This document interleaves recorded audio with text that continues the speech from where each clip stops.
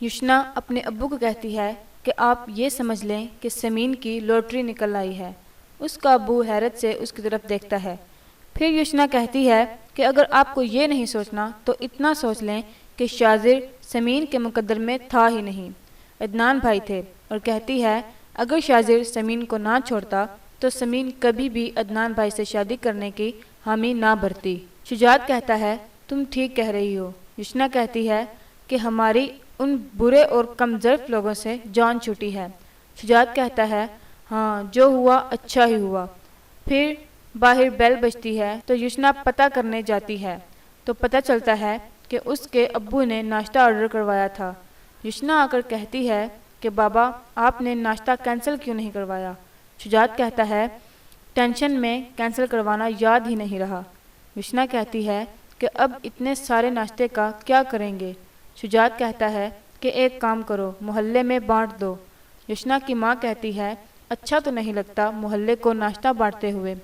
تبھی یشنا کہتی ہے کہ ایسا کرتے ہیں یہ ناشتہ ہم سمین آپی کے گھر لے جاتے ہیں، منگوایا بھی انہی کے لیے ہی تھا۔ شجاعت کہتا ہے کہیں سمین کو برا نہ لگے۔ یشنا کہتی ہے آپ بلا وجہ کی ٹینشن لے رہے ہیں۔ شجاعت کہتا ہے ٹھیک ہے پھر۔ یشنا اور اس کی ماں سمین کے گھر ناشتہ لے کر آتی ہیں۔ سمین کی ماں سمین سے مل کر بہت خوش ہوتی ہے۔ یشنا سمین سے کہتی ہے کہ تمہارا گھر تو بالکل محلوں جیسا ہے۔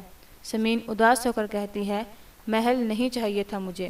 یشنا کہتی ہے ایسی بات تو نہ کرو، ایسے تو تم ناشکری کر رہی ہو۔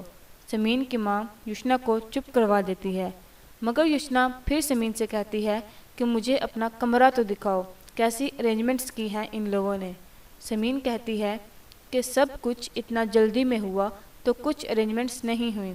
یشنا پھر بھی اپنی باتوں سے باز نہیں آتی اور کہتی ہے اچھا منہ دکھائی تو دکھا دو، منہ دکھائی میں کیا ملا ہے، کچھ نہ کچھ تو دیا ہی ہوگا۔ تبھی اس کی ماں اسے چپ کروا دیتی ہے۔ ناشتے کے بعد سمین کی امی گھر جانے کی اجازت مانگتی ہے تو عدنان کا ابو انہیں کھانے کا کہتا ہے۔ تبھی یشنا کی امی کہتی ہے کہ ابھی تو ناشتہ کیا ہے۔ عدنان کا ابو کہتا ہے کہ میں ڈرائیور کو کہتا ہوں کہ آپ کو گھر ڈراپ کر دے۔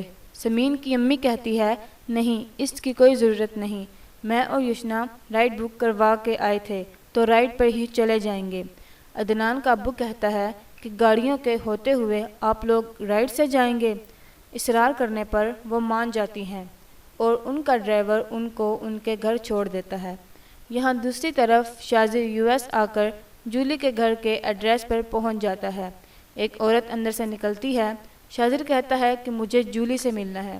وہ عورت اس سے بتاتی ہے کہ میں ہی جولی ہوں۔ شاذر اس کو دیکھ کر حیران ہو جاتا ہے۔ وہ عورت اس کو اندر آنے کا کہتی ہے۔ شاذر جب اندر جاتا ہے تو اسے پتہ چلتا ہے کہ اس کا 12 سال کا ایک بیٹا بھی ہے۔ یہ دیکھ کر شاذر پہلے سے بھی زیادہ حیران ہو جاتا ہے۔